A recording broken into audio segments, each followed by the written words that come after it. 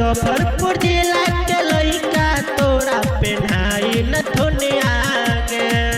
मुजफ्फरपुर जिला के लइका तोरा पेन्हाई न थुनिया गे।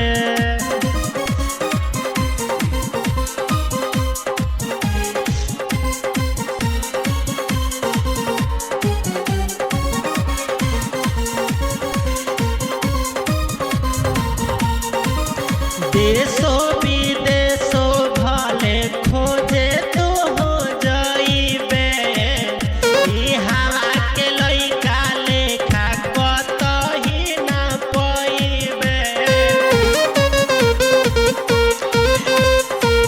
देशो विदेशो भले खोजे तो हो जाइबे, ई हवा के लइका लेखा कतही ना पइबे।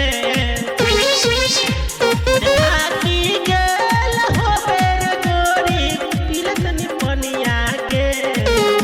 अरे थाकी गेल होबे रे गोरी पिलतनी पनिया के।